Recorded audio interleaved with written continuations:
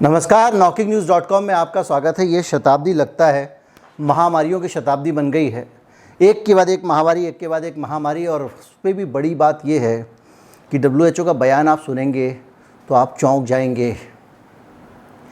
दरअसल एक और नई महामारी सामने आ गई है जो कोरोना वायरस से अलग है। और ये महामारी जो सामने आई है वो छोटे छोटे बच्चों से जुड़ी हुई महामारी है। ये कौन सी महामारी है, इसको लेकर WHO के कंसर्न क्या हैं, कोरोना को लेकर WHO चक्कर में क्यों पड़ा हुआ है और किस तरह के हालात हैं जो अभी तक WHO कोरोना वायरस को लेकर अभी तक टेंशन में क्यों है, अभी तक उसको समझ नहीं आ रहा है क्या हो रहा है। ये पूरा मामला क्या है, नई महामारी क्या है, बच्चों से जुड़ा हुआ मामला क्या है, बच्चों के टीके से जुड़ा हुआ मामला क्या है, इसके बारे में बात करेंगे। कहीं मत जाइए, चैनल को सब्सक्राइब कर लीजिए। अगर आप हमारे चैनल को सपोर्ट करना चाहते हैं तो हमारा UPI ID डिस्क्रिप्शन में है, उसके ज़रिए आप भुगतान कर सकते हैं। ज़्यादा से ज़्यादा लोगों तक पहुंचाएं हमारे चैनल को। और अगर आप फेसबुक पर हैं तो शेयर करना ना भूलें। मैं अभी हाजिर हुआ।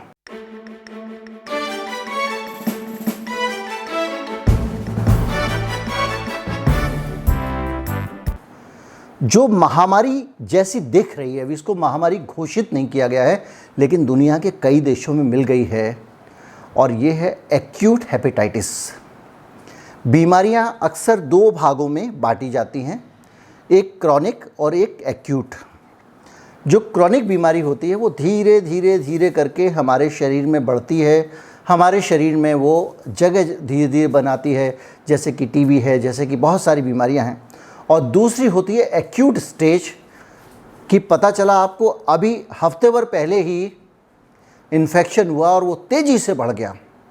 क्रॉनिक अल्सर हुआ, यानी धीरे धीरे करके अल्सर हो रहा है, बढ़ता जा रहा है, बढ़ता जा रहा है, खान पान सही नहीं चल रहा है, 2 साल में अल्सर डेवलप हो गया। लेकिन जो एक्यूट अल्सर होता है कि आज ही आपने कोई ऐसी दवा खा ली, तेज़ चीज़ ले ली, कुछ एसिटिक खा लिया और अचानक अल्सराइटिस हो गया, वो होता है एक्यूट। एक्यूट यानी तत्काल, त्वरित। तो ये acute hepatitis A, B, C बहुत सुनी होंगी आपने, कई तरह के हेपेटाइटिस सुने होंगे आपने। लेकिन ये एक्यूट हेपेटाइटिस का तेज़ी से केसेस दुनिया में सामने आ रहे हैं और कई बच्चे काल के गाल में समा रहे हैं। और इसके पीछे एक वायरस के इन्फेक्शन को जिम्मेदार माना जा रहा है।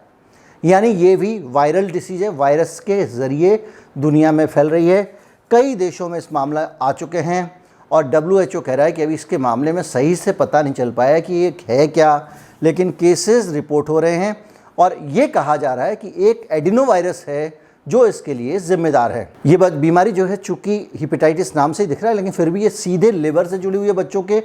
और कई बच्चों के लिवर ट्रांसप्लांट करने तक की भी ज़रूरत इससे पड़ती है। और फ़िलहाल ब्रिटेन यानी United Kingdom, North Ireland, Spain, Israel, America, Denmark, Ireland, Netherland, Italy, Norway, France, Romania और बेल्जियम में बहुत सारे देश हैं यूरोप के और उस तरह से, और सारे अच्छे खासे खाते पीते देश हैं।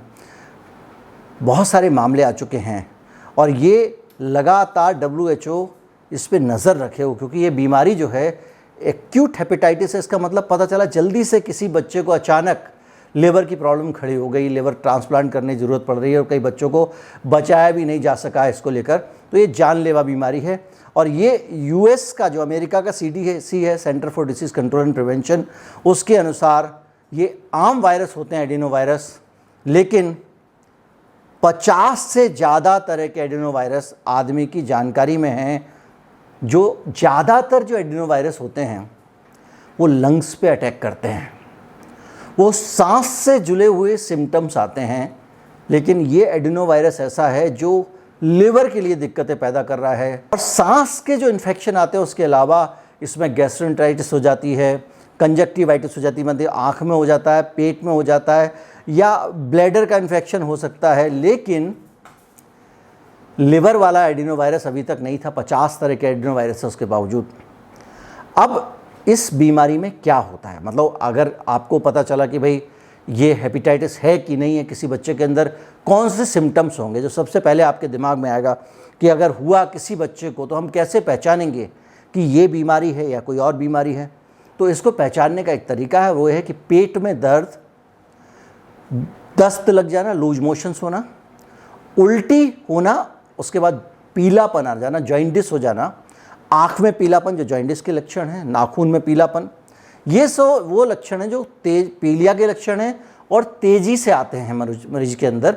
तो आप समझ लीजिए कि एक्यूट पीलिया, एक्यूट हेपेटाइटिस का मतलब ये है झटपट होने वाला पीलिया, ऐसा पीलिया जो जल्दी से हो जाता है। धीरे धीरे पीलिया नहीं होता, धीरे धीरे पीलिया में धीरे धीरे तबीयत खराब होती है, धीरे धीरे सिम्टम्स आते हैं, झट से सिम्टम्स आ जाते हैं, इसलिए इसको एक्यूट कहा गया है। इसके अलावा इसमें लैब टेस्ट अगर आप करेंगे तो लिवर के एंजाइम बहुत ज़्यादा बढ़े हुए आएंगे, उसकी रीडिंग ज़्यादा आएगी और लिवर इन्लार्जमेंट हो जाएगा, लीवर में सूजन आ जाएगी। और ऐसे ही कई तरह का जो है इसमें सिम्टम्स हैं, जैसे कि थकान, भूख का ना लगना, लिवर की सूजन के लक्षण भी मिले हैं। और इसका माना यह जा रहा है कि इस तरह के मामले कोविड-19 जब आया तो कम हो गए थे और अब फिर से ये बच्चों को निशाना बना रहे हैं। 2021 में अमेरिका के अल्बामा में कुछ मामले देखने को मिले थे, उसके बाद में लगातार मामले बढ़ते चले गए। उसके बाद WHO स्कॉटलैंड में स्वस्थ बच्चों के मामलों में ऐसी जानकारी दी गई, 10 बच्चों की जानकारी दी गई, यूके में 74 मामलों की पहचान की गई है और 169 ऐसे बच्चों की संख्या हो चुकी है। WHO को समझ नहीं आ रहा है कि ये वायरस है, लेकिन ये वायरस चूँकि कोरोना वायरस की तरह रेस्पिरेटरी वायरस नहीं है तो सांस के साथ अंदर बाहर नहीं होगा, इसलिए इसके फैलने के चांसेस और इसकी जो जिसको कहते हैं कि इसकी जो संक्रमण क्षमता उतनी ज़्यादा नहीं होने वाली जो कोरोना वायरस की है, तो इसलिए दोनों की तुलना नहीं करनी चाहिए। इस बीच में जो WHO के चीफ साइंटिस्ट हैं सौम्या स्वामीनाथन, उन्होंने एक बड़ी चौंकाने वाली बात कही है और उन्होंने ये कहा है कि कोरोना वायरस को अभी तक हम नहीं समझ पाए। उनका कहना ये है कि ये वायरस इतना अजीब वायरस है कि अभी भी हम इसको प्रेडिक्ट नहीं कर सकते हैं।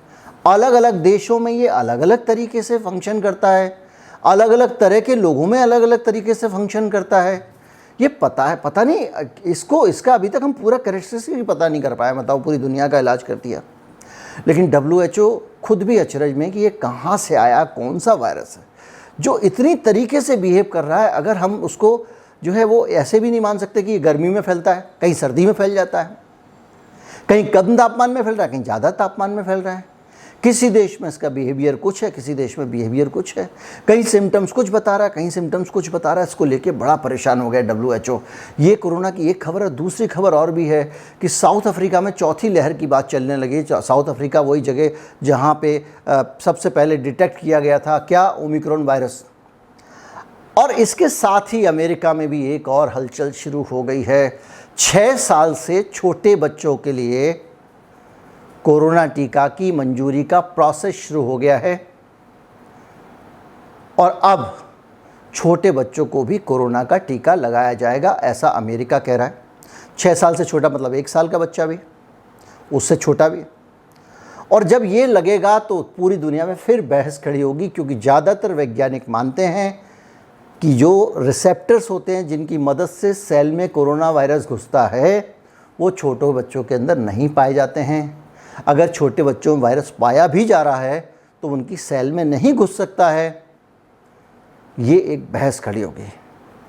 तो कुल मिला के अभी इस समय दुनिया की स्थिति बड़ी अजीबोगरीब है। WHO कहे इतने समय के बाद भी, तो आप सोचिए कि क्या स्थिति होगी। आप WHO जैसी संस्था जो पूरी दुनिया की हेल्थ को कोऑर्डिनेट कर रही है, पूरी दुनिया की उथल पुथल हो चुकी है इस कोरोना वायरस के चक्कर में, वो भी परेशान है कि हम इस वायरस को जान नहीं पाए हैं अभी तक। ये बिहेव कैसे करता है, क्या करता है, ये सोचने वाली बात है। और ये भी सोचने वाली बात है कि ये इतने चमत्कार हो कैसे रहे हैं, कहाँ से चमत्कार हो रहे हैं, वो कौन सी चमत्कारी चीज़ें हैं जिन्होंने पूरी दुनिया को बदल दिया है। इस पर सोचें और ज़रूर सोचें और अपना ख्याल रखें, बच्चों का ख्याल रखें, जागरूकता लाएं। और जागरूक रहना है, ताज़ा खबरें जाननी है, इस चैनल पे आपको ज़रूर मिलेंगी, सही पर्सपेक्टिव से मिलेंगी। सब्सक्राइब नहीं किया है तो ज़रूर सब्सक्राइब कर लें। आपके दोस्त नहीं जुड़े तो उन दोस्तों को इससे जोड़ लें, ज़्यादा से ज़्यादा लोगों तक इसके लिंक पहुँचाएँ। उम्मीद करता हूँ वीडियो आपको अच्छा लगा होगा। नमस्कार, जय हिंद।